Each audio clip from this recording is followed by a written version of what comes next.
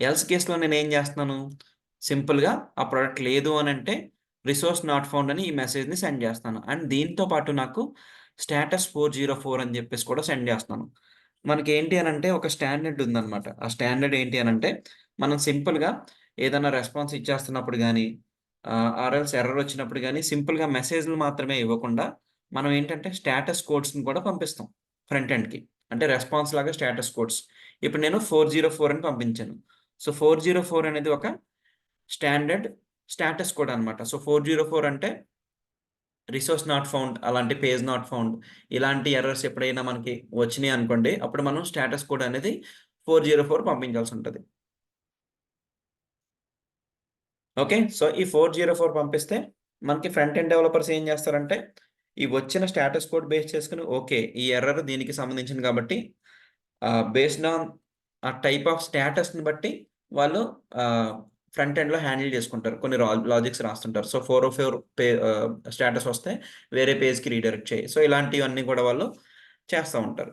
So, ఈ status codes అన్నీ ఎక్కడ దొరుకుతాయనంటే మీరొకసారి గూగుల్‌లోకెళ్ళి హెచ్‌టిటిపి స్టేటస్ కోడ్స్ అని కొట్టారనుకోండి. సో, డిఫరెంట్ ప్లేసెస్‌లో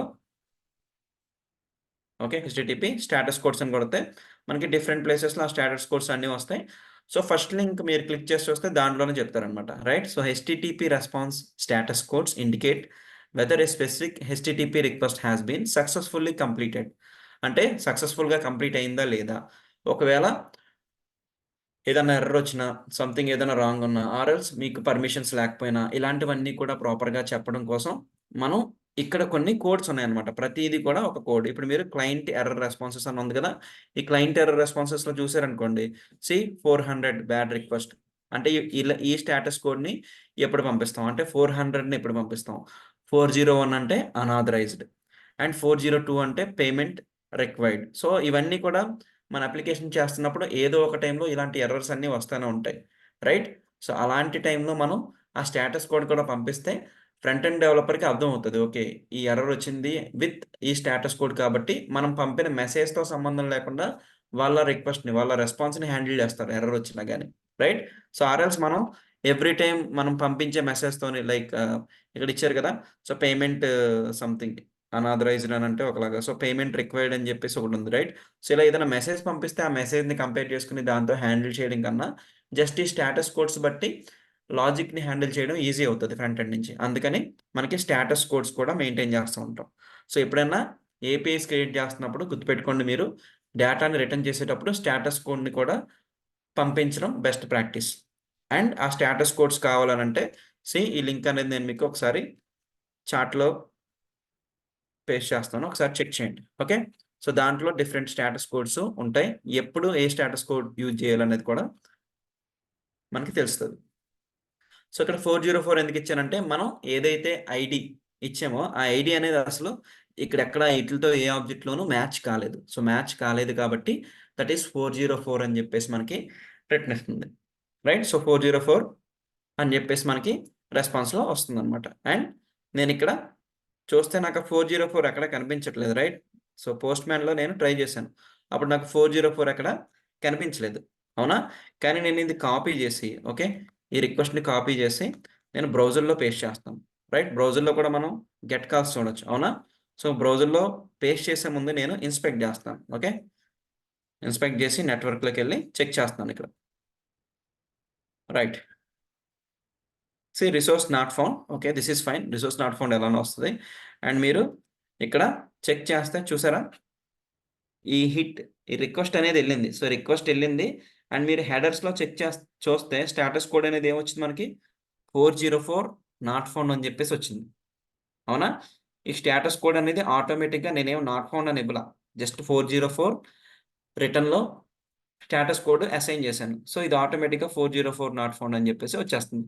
అండ్ ఈవెన్ ఫ్రంట్ ఎండ్‌లో హ్యాండిల్ చేసినప్పుడు ఎయిదర్ మీరు హ్యాండిల్ చేసేది బై యూజింగ్ అజాక్స్ అయ్యుండొచ్చు, ఫెచ్ ఏపీఐ అయ్యుండొచ్చు, or else access third party access అయ్యుండొచ్చు. వేటిలో అయినా గాని మనకి ఎర్రర్ బ్లాక్‌కెళ్తా ఉంటది. Or else based on status code అది ఏ స్టేట్‌కి కావాలంటే దానికి మనం తీసుకెళ్ళొచ్చు. రైట్? సో, ఇలా మనం స్టేటస్ కోడ్స్ కూడా మన ఏపీఐ క్రియేట్ చేస్తున్నప్పుడు సెట్ చేయొచ్చు. సో, ఇదే ఆ ఎగ్జాంపుల్ అన్నమాట. సో, నిన్న మనం సింపుల్‌గా ఒక ప్రొడక్ట్‌కి ఒక ప్రొడక్ట్‌ని ఐడీ బేస్ చేసుకొని గెట్ చేయడం కోసం ఇలా చేసాం. రైట్? అండ్ ఇప్పుడు నేనేం చేశాను, ఇంకొంచెం ఎన్హాన్స్ చేశాను. ఒకవేళ ఆ ప్రొడక్ట్ లేకపోతే ఏం చేయాలి? రైట్? ఆ ప్రొడక్ట్ లేకపోతే మనం ఏం చేస్తాం అనేది ఇప్పుడు చేసాం. ఆ ప్రొడక్ట్ లేకపోతే నేనేం చేస్తాను, ఒక స్టేటస్ కోడ్ ఇచ్చి, ఆ స్టేటస్ కోడ్‌తోని మనకి ఇదొచ్చేలా చేశాను నేను. రైట్? రిసోర్స్ నాట్ ఫౌండ్ అని చెప్పేసి వచ్చేలా చేశాను. అండ్ స్టేటస్ కోడ్స్ గురించి అర్థమైంది కదా! అవి ఉంటే ఫ్రంట్ ఎండ్ డెవలపర్‌కి ఈజీగా అర్థమవుతది. ఏ ఎర్రర్ వచ్చింది based on code. Right? So, ప్రాపర్‌గా మీరు పంపిస్తున్న ఎర్రర్ ఏంటనేది కూడా మీకు అర్థం కావాలంటే ముందు ఒకసారి ఆ డాక్యుమెంటేషన్ అనేది చూడండి. ఏ కోడ్ ఎప్పుడు పంపిస్తామని. రైట్?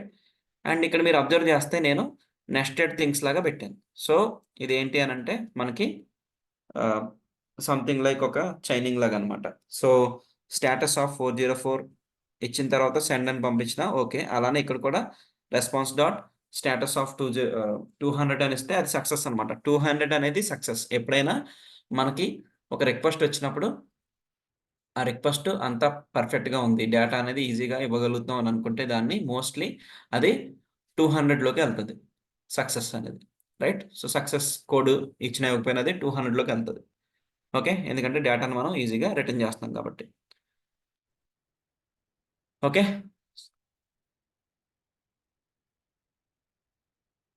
సీ సో, 1, 2, 3 అనేది ఐడీ ఉంది.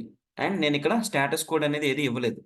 బట్ స్టిల్ నేను స్టేటస్ కోడ్ ఇవ్వలేదు కాబట్టి బై డిఫాల్ట్‌గా రెస్పాన్స్ అనేది ప్రాపర్‌గా వస్తుంది కాబట్టి నాకిక్కడ స్టేటస్ ఏమొచ్చింది చూసారా?